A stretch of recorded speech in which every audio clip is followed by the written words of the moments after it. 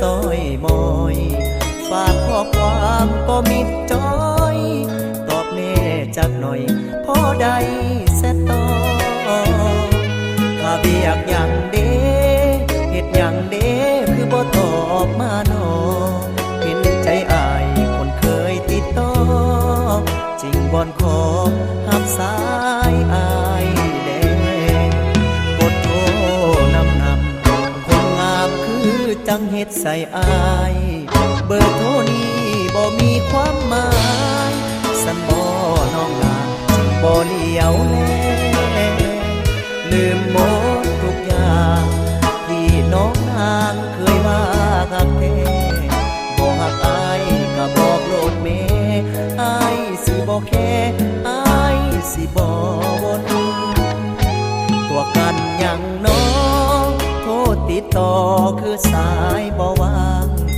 มีคนใหม่บอกเลยคนงามสิบ่โทรนำลบเบอร์หน้า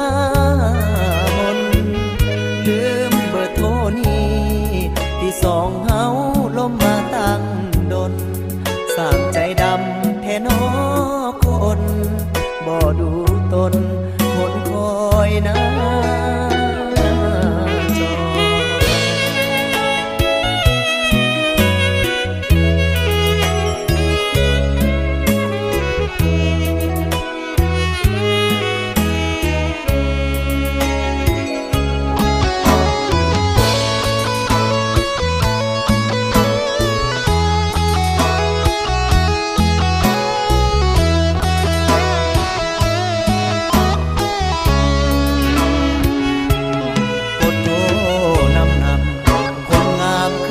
จังเฮ็ดใส่อายเบอร์โทรนี้บ่มีความหมายสันบ่น้องลาจึงบ่เลี้ยวแ